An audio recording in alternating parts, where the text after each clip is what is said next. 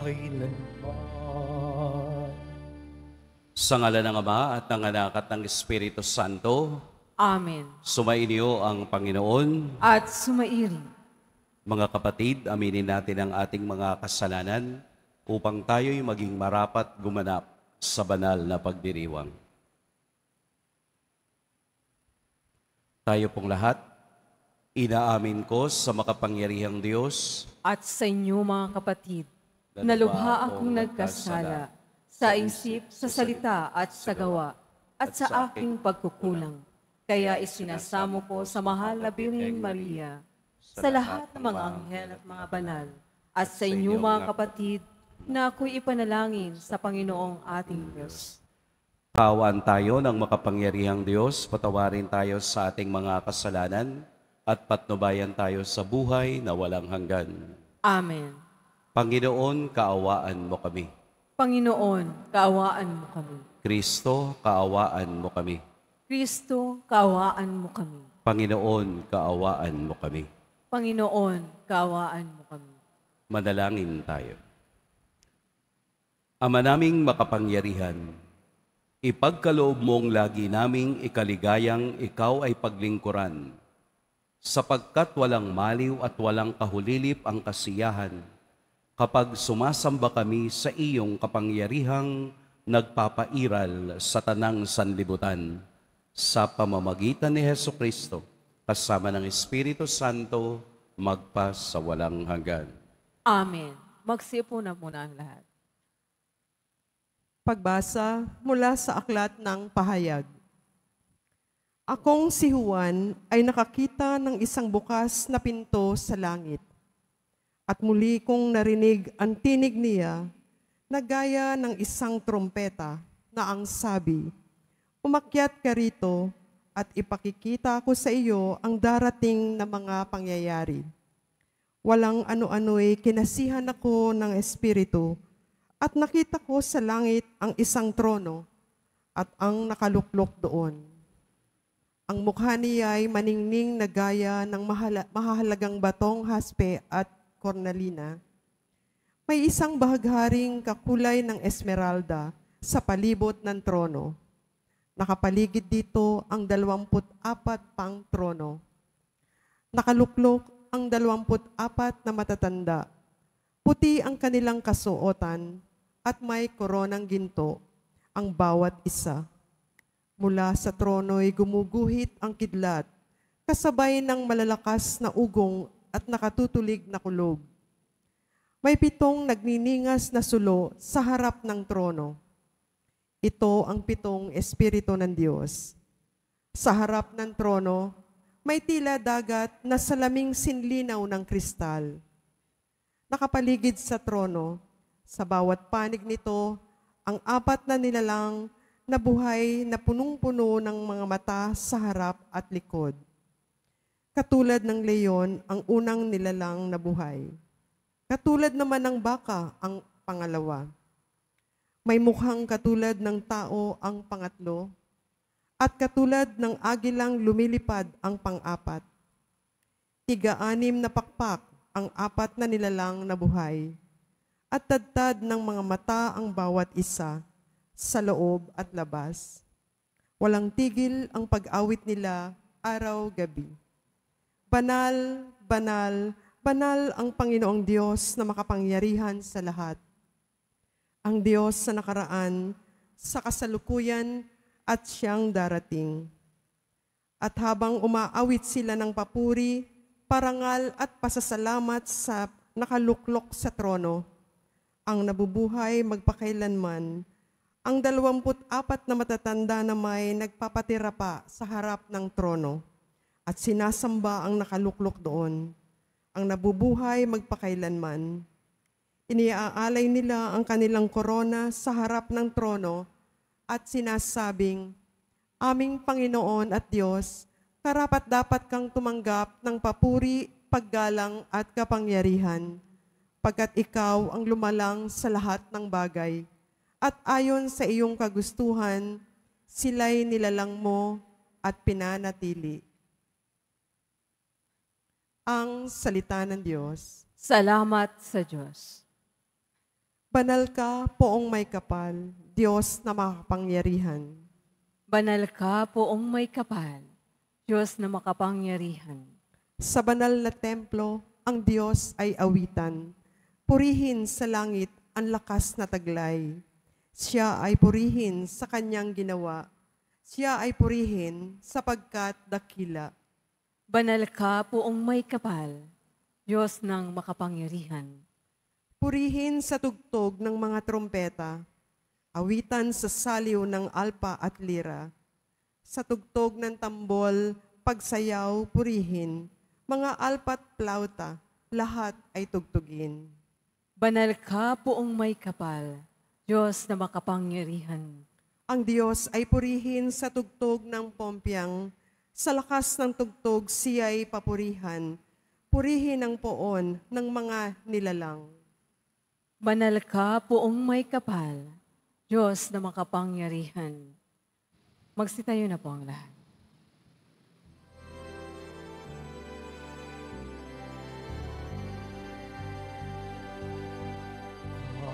Alleluia,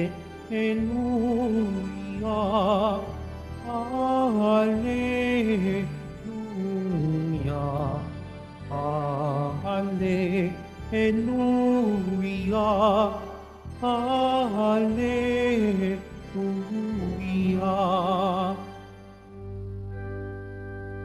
Hinirang tayo ni Kristo upang mamungang totoo bilang mabubuting tao. Alleluia, Alleluia, Alleluia,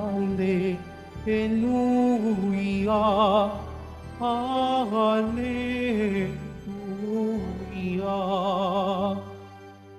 Sumainyo ang Panginoon. At sumairin. Ang mabuting balita ng Panginoon ayon kay San Lucas. Papuri sa iyo, Panginoon. Noong panahong iyon, isinaysay ni Jesus ang isang talinhaga sa mga nakarinig ng una niyang pangungusap. Ginawa niya ito sapagkat malapit na siya sa Jerusalem at ang akala ng mga tao ay itatatag na ang kaharian ng Diyos. Sabi niya, may isang mahal na taong nagtungo sa malayong lupain upang gawing hari at magbalik pagkatapos na iyon. Bago siya umalis, tinawag niya ang 10 sa kaniyang mga alipin. Binigyan niya ang mga ito ng tig-isang salaping ginto at sinabihan sila, "Ipangalakal ninyo iyan hanggang sa pagbabalik ko." Poot na poot naman sa kaniya ang kaniyang mga kababayan. Kaya't pagkaalis niya, nagsugo siya ng mga kinatawan upang sabihin sa kinauukulan, "Ayaw naming maging hari ang taong ito." Ngunit ginawa ring hari ang taong iyon. Umuwi siya pagkatapos at ipinatawag ang mga aliping binigyan niya ng salaping ginto, upang malaman kung gaano ang tinubo ng bawat isa. Lumapit sa kanya ang una at ang sabi, "Panginoon, ang salapinin niyong ginto ay nagtubo sa 10. "Magaling," sagot niya, "mabuting alipin. Yamang naging matapat ka sa kakaunting bagay, pamamahalain kita sa 10 bayan." Lumapit ang ikalawa at ang sabi, "Panginoon, ang inyong salaping ginto ay nagtubo ng 5. At sinabi niya sa kanya, "Mamamahala ka sa 5 bayan." Lumapit ang isa pang alipin at nagsabi, "Panginoon, heto po ang inyong salaping ginto. Binalot ko sa paniyo at itinago. Natatakot po ako sa inyo, sapagkat napakahigpit ninyo. Kinukuha ninyo ang hindi sa inyo, at inaani ang hindi ninyo inihasik." Sinagot siya ng kaniyang Panginoon, "Masamang alipin. Sa salita na mong iyan, kita hahatulan. Alam mo palang ako'y mahigpit. Sinabi mo, kinukuha ko ang hindi sa akin, at inaani ko ang hindi ko inihasik. Bakit mo inilagay sa bangko ang aking salapi? Pagbabalik ko, sana'y may tinubo ang puhunang ito. At sinabi niya sa mga naroroon, kunin ninyo sa kanya ang salaping ginto at ibigay sa may 10. Panginoon, siya po'y mayroon ng 10 salaping ginto, wika nila. Sinasabi ko sa inyo, ang bawat mayroon ay bibigyan pa, ngunit ang wala, kahit ang kakaunting nasa kanya, ay kukunin pa. Tungkol naman sa mga kaaway kong aayaw na ako'y maghari sa kanila, dalhin ninyo dito at patayin sa harapan ko. Pagkasabi nito, nagpaon na si Jesus patungong Jerusalem. Mga kapatid, ang mabuting balita ng Panginoon. Pinupuri ka namin, Panginoong Jesucristo. Magsiupo po ng lahat. Magandang umaga po sa lahat. Sa unang bahagi ng Ebanghelyo ating narinig, sinaysay ni Jesus ang isang talinhaga sa mga nakarinig ng una niyang pangungusap. Ano ba yung una niyang pangungusap? Ito po yung kaniyang sinabi sa harapan ni Sakeo na malapit nang maghari ang Diyos o dumating na ang paghahari ng Diyos. Dahil si Jesus, ang sentro ng kaniyang pangangaral ay ang kaharian ng Diyos. Sa kaniyang pagpasok sa Jerusalem, inaakala ng kaniyang mga alagad at sumusunod sa kaniya na pagpasok ng Jerusalem, itatatag ni Jesus ang kaniyang kaharian, katulad ng ginawa ni Haring David noong mga nakalipas na panahon. Kaya itong mga alagad at ang mga sumusunod sa kaniya ay talagang handang-handang sumama sa kaniya sa pagpasok sa Jerusalem. Dahil alam natin sa kasaysayan ng paglalakbay ni Jesus kasama ang mga alagad, nagtatalo-talo pa ang mga alagad kung sino ang uupo sa kanan at uupo sa kaliwa. Dahil gusto nila na makasama sa kahariang itatatag ni Jesus sa Jerusalem. At iyon ay hindi nila alam. Ang akala nila ang kahariang itatatag ni Jesus ay ang pisikal, ang politikal, ang sosyal na kaharian. Hindi nila alam na ang nais ni Jesus ay ang bagong kaharian sa langit. Kaya siya ay gumamit ng isang talinhaga upang ipakita sa kanila na ano ba ang inaasahan ng Diyos sa mga aliping sumusunod sa Kanya. Let us do the math muna para maintindihan natin. Ang isang pilak o isang ginto ay nagkakahalaga ng 60 shekels. Ang 60 shekels ay nagkakahalaga na ang bawat isang shekel ay nagkakahalaga ng 1 denari. Ibig sabihin ng 1 denari, yun yung sweldo na dapat matanggap ng isang nagtatrabaho noong panahon na iyon.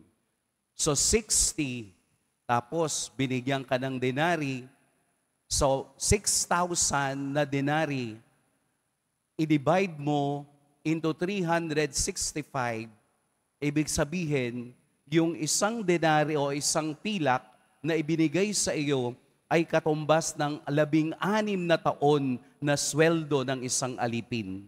So kung ikaw ay mayroon ng sweldo ng 16 na taon, napakalaki nito. Pwede ka nang humiga, pwede ka nang hindi magtrabaho, para ka ng isang milyonaryo nung panahon na yon. Pero sa talinhaga, mayroong klaseng mga taong binigyan niya ng pilak o ginto. Ang dalawa ay kanilang pinagyaman at bumalik sa kanila ang sinabi ng naging hari. Dahil mapagkakatiwalaan ka sa maliit na bagay, bibigyan kita ng 10 bayan, bibigyan kita ng 5 bayan, at yung isa na tamad at natatakot, walang nagawa at wala ring nakuha sa pagbabalik ng bagong hari. Ang talinhaga ay tungkol sa buhay at kasaysayan ni Jesus. Bilang hari, kaniya ring titingnan ang kaniyang iniwanan sa atin sa kaniyang pagbabalik.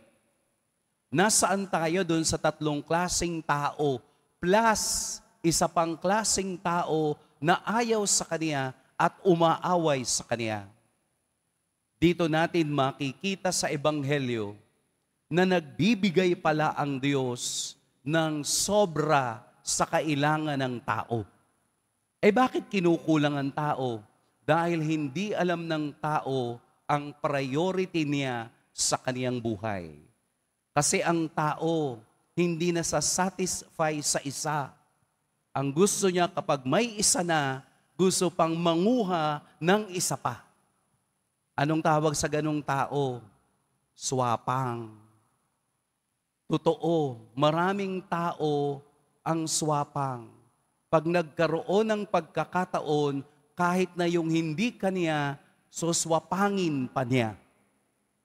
Kaya totoo na laging may mga tao ring hindi makakapasok sa kaharian ng Diyos dahil ayaw nilang makinig sa salita ni Kristo. Ano ba yung mga kaswapangan ng tao? Alam ninyo, palagi ko tong nababasa na maraming Pilipino ang mayroong ugaling alipin. Ano po yung ugaling alipin? Yung pag nagkaroon ng pagkakataong maging malaya, gagamitin nila iyon upang sakupin ang iba. Sample po ha. Sa buffet. Kakain kayo sa isang restaurant o naimbitahan kayo sa isang kasal. Ang handaan ay buffet. Ibig sabihin po ng buffet, open yon, pero ang binabayaran nung nag-imbita ay per plato, per plate, di po ba? Ibig sabihin, kapag imbitado ka, special ka, kabilang ka doon sa plate. Ang Pinoy, kahit hindi invited, nagpapakita. Inimbitahan na nga, nagsama pa ng 5. Yun yung saan pumapasok yung ugaling alipin. Per plate. Nakita ninyo sa buffet, kapag kumain ng Pinoy, parang bundok. Lahat ng may pwesto, lahat ng may space doon sa plato, lalagyan ng napakaraming pagkain. Bakit? Ano na to pagkakataon ko na. Pero hindi mo iniisip yung iba na kaya ito ay buffet dahil bilang ang bisita at ang pagkain ay sakto lang sa bisita. Maraming pagkakataon ang mga Pinoy parang hindi natututo sa karanasan. Meron po akong napuntahang isang bayan na may tradisyon ang mga tao doon na mag-alay ng tinapay o mga biskwit tuwing fiesta nung isang lugar. Naalala ko nung ako'y bata pa, hiyang-hiya kami na pumila. Kasi alam namin, basbas yung tinapay o yung biskwit. Nahihiya kami pa yung itinutulak ng aming mga magulang na pumila ka doon kasi yun ay alay. Alay iyon sa mahal na krus, Santa Cruz. No? Hanggang ngayon, ginagawa pa yung mga panata na iyon, pero iba na. Nasa sasakyan pa lang yung mag-aalay, pinag-aagawan na ng mga tao yung tinapay. Ugaling alipin po ang tawag doon. Yung nakapila, ayaw nang naghihintay, gusto palaging nasa unahan. Kahit na sinabing pumila po sa ayuda, hindi. Kailangan nasa unahan. Hindi pwede. Mapapagod tayo. Kahapon dumaan ako sa isang tulay. May isang lalaki, mas malaki pa yung katawan sa akin. Bit-bit-bit yung anak at namamalimos. Panggatas lang po. Panggatas. Nahihiya akong dumaan. Ang laki ng katawan. Pwedeng magbanat. Napakalaki ng katawan. May mga tattoo pa. Sayang ang tattoo. Ipangpapalimos mo lang pala yung tattoo. Ugaling alipin. Ayaw, mahirapan, gusto'y ng lalamang. Bawal ang tamad at matatakutin sa kaharian ng Diyos. Bakit bawal ang tamad? Sa unang pagbasa, narinig natin 24 na oras na nagpupuri ang 24 na lipi kasama ang mga anghel. 24/7 na nagdarasal ng banal, banal, banal. 24/7 sa ating buhay. 24/7 bawal ang tamad. Dahil ang tamad, hindi binibigyan ng biyaya. Hindi pwedeng umaasa ka lang. Kailangan mong gumalaw, kailangan mong kumilos upang ang biyayang ibinigay sa iyo ng Diyos ay papalitan niya ng mas marami pa. Sapagkat ang hindi marunong gumamit ng kayamanang ibinigay ng Diyos ay hindi rin niya pararamihin sa huli. Bagkus, kanya pa rin itong kukunin kung anumang meron ka. Totoo iyan. Ang tamad, lalong naghihirap. Kaya kahit anong gawin mo, kung ayaw mong gumalaw, kung ayaw mong gamitin ang talentong ibinigay ng Diyos sa iyo, hindi mo mararamdaman ang pagbibiyaya ng Diyos. Napakaraming karanasan. Pagkakataon na maibalik natin sa Diyos ang pilak o gintong kaniyang ibinigay. Habang tayo'y humihinga at gumagalaw, ibalik natin sa Diyos ang ibinigay niyang biyaya upang lalo pang pagyamanin sa mga susunod na panahon. Sapagkat kung tayo'y masipag magdasal, masipag sumampalataya, masipag makinig sa Diyos, masipag sumunod sa Kanya, ibabalik ng Diyos ang lahat ng ating sakripisyo upang tayo'y makasama rin na umaawit sa langit ng banal, banal, banal ang Panginoong Diyos. Simulan natin ngayong araw. Igalaw natin ang ating mga katawan. Baka napapabayaan na ninyong inyong bahay na ibinigay ng Diyos sa inyo. Baka wala nang naglilinis na mga aparador, naglilinis sa mga ilalim ng mga kabinet, nahuhugasan yung mga kalderong 7 araw nang nakatambak o mga platong nanigas na yung mga kanin dahil sa katamaran ng mga taong nasa pamamahay. Gumalaw tayo para ang Espiritu ng Diyos ay gagalaw din sa atin at ang paggalaw na iyon ay nangangahulugang buhay ka at ibinabalik mo sa Diyos ang Espiritong ibinigay na niya sa'yo ngayon. Kapag masipag ka, ang biyaya ay darating kahit wala ka ng ginagawa. Mag-ingat po kayo ngayong araw.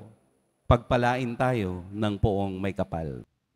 Amang makapangyarihan sa lahat, ikaw ang gumabay sa iyong bayan mula sa pagkaalipin, bilang haliging ulap sa araw at haliging apoy sa gabi.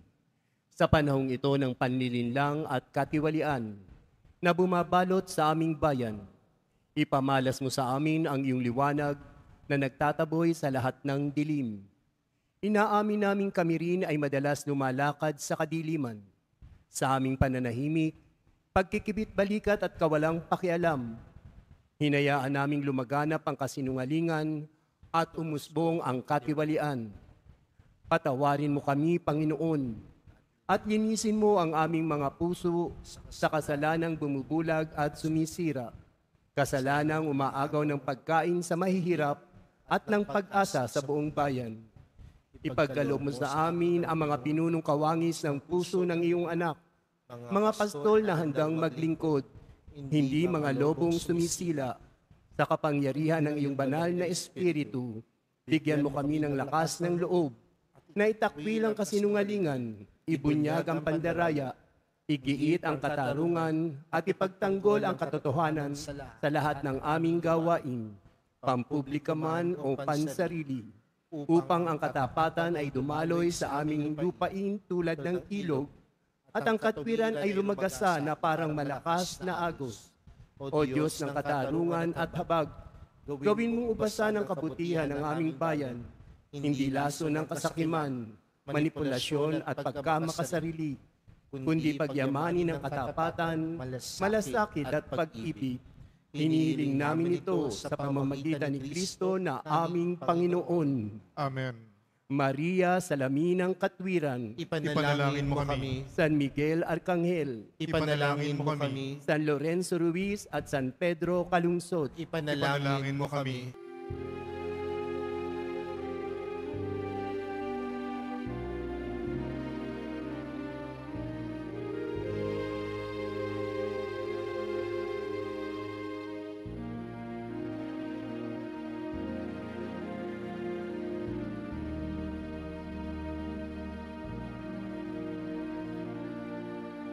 Itong tinapay at alak na mula sa'yo, muling ihahain sa kabutihan mo.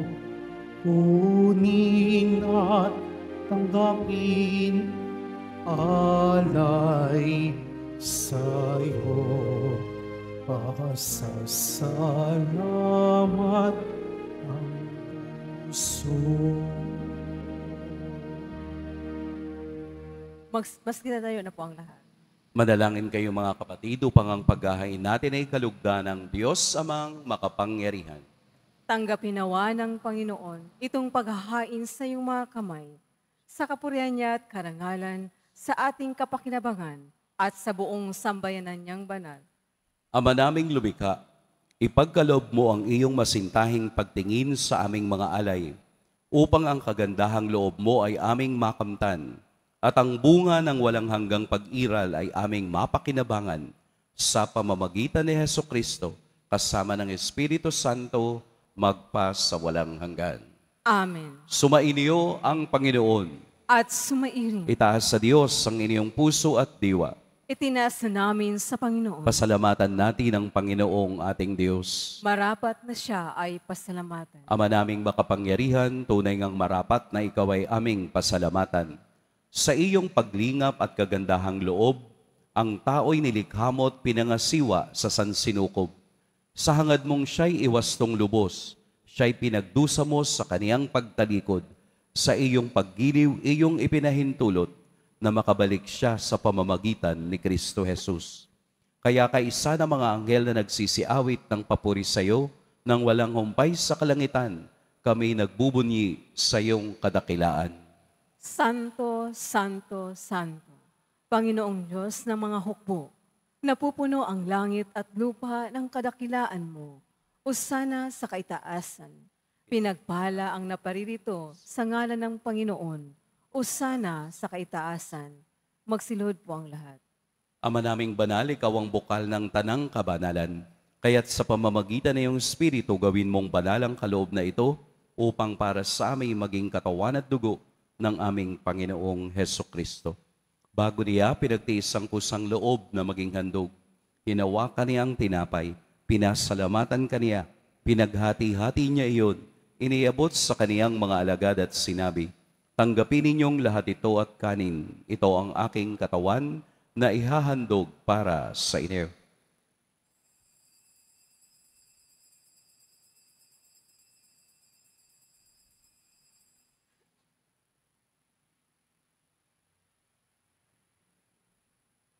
Gayun din naman, noong matapos ang hapunan, hinawakan niya ang kalis, muli kaniyang pinasalamatan, Inabot niya ang kalis sa kaniyang mga alagad at sinabi, "Tanggapin ninyong lahat ito at inumin. Ito ang kalis ng aking dugo, ng bago at walang hanggang tipan. Ang aking dugo na ibubuhos para sa inyo at para sa lahat sa kapatawad ng mga kasalanan. Gawin ninyo ito sa pag-alala sa akin."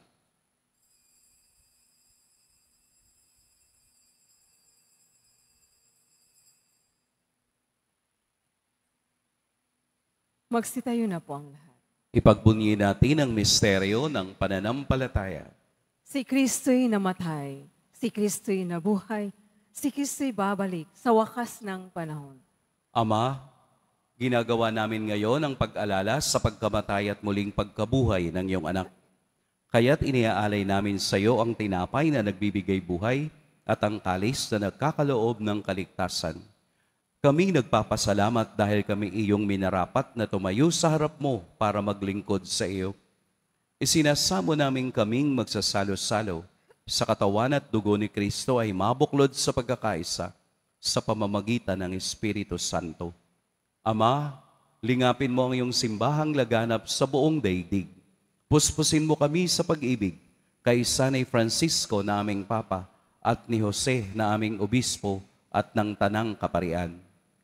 Alalahanin mo rin ang mga kapatid naming nahimlay nang may pag-asang sila'y muling mabubuhay, gayon din ang lahat ng mga pumanaw.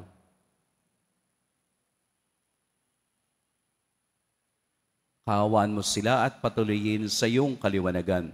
Kaawaan mo at pagindapating kaming lahat na makasalo sa iyong buhay na walang wakas.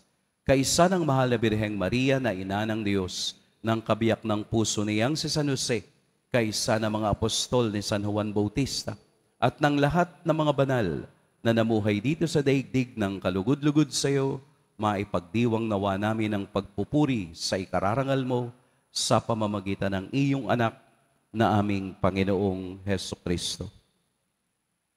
Sa pamamagitan ni Kristo, kasama niya at sa Kanya, ang lahat ng parangal at papuri sa iyo, Diyos Amang makapangyarihan, kasama ng Espiritu Santo, magpa sa walang hanggan. Amen.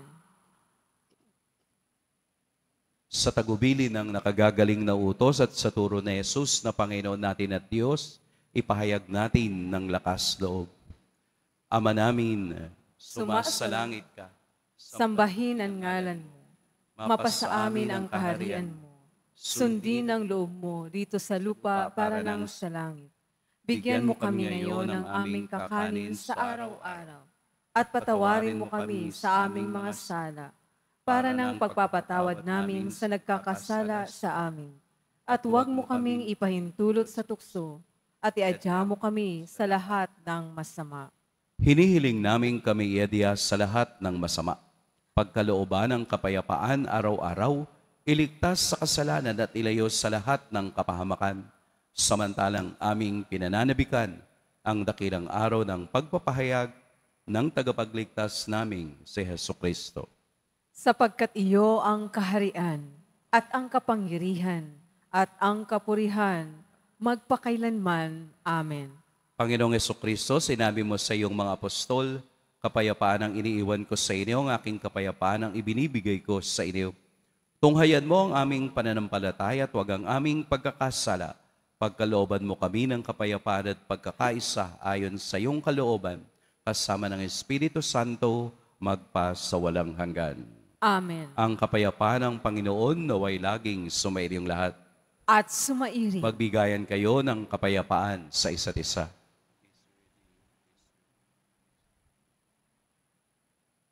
Kordero ng Diyos na nag-aalis ng mga kasalanan ng sanlibutan, maawa ka sa amin. Kordero ng Diyos na nag-aalis ng mga kasalanan ng sanlibutan, maawa ka sa amin. Kordero ng Diyos na nag-aalis ng mga kasalanan ng sanlibutan, ipagkaloob mo sa amin ang kapayapaan. Magsiluhod po ang lahat.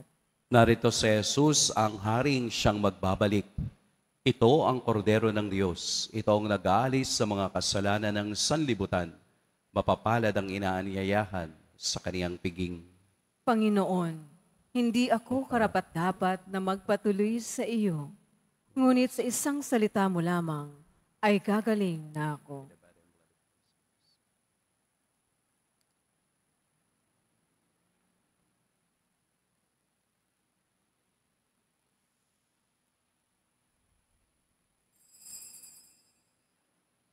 Para sa lahat ng tatanggap ng banal na komunyon, sasagot po tayo ng amin pagkasabi ng pari o ng liminister ng katawan ni Kristo at isubo agad sa bibig bago umalis sa harapan ng pari o ng liminister.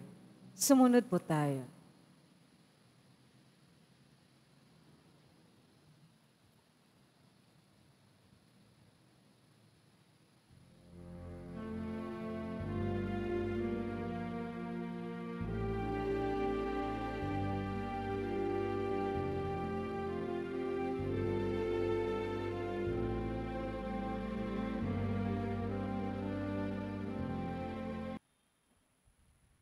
Magsitayo na po ang lahat. Madalangin tayo. Ama naming mapagmahal, sa pinagsaluhan naming banal na pakikinabang, ang amin nawang pag-ibig ay lalong madagdagan ng ginawa namin sa pag-alala sa anak mong mahal na nag-utos si pagdiwang ang huling hapunan sa pamamagitan ni Hesukristo kasama ng Espiritu Santo magpas sa walang hanggan. Amen. Sumainyo ang Panginoon. At sumairi. Yumuko kayo para sa pagbabasbas.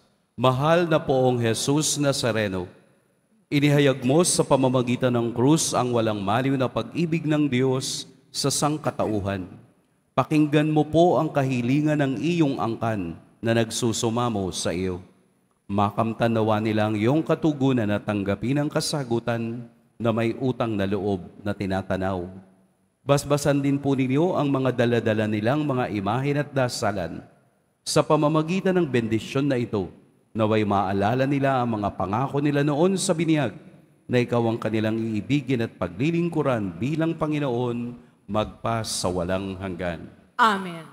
At pagpalain kayo ng makapangyarihan at mapagmahal na Diyos, ang Ama at Anak at Espiritu Santo. Amen. Humayo kayong taglayang kapayapaan ng poong Jesus Nazareno.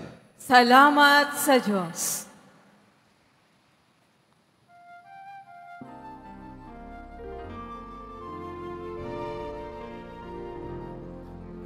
Padre Jesus Nazareno, sinasamba ka namin. Pinipinto ka namin, aral mo ang aming buhay at kaligtasan. Nuestro Padre Jesus Nazareno, iligtas mo kami sa kasalanan. Ang krus mong namatayan ay sagisag ng aming kaligtasan.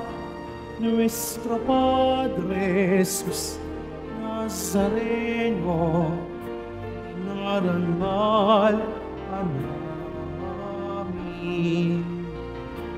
Nuestro Padre Jesus Nazareno, inuwalhati namin.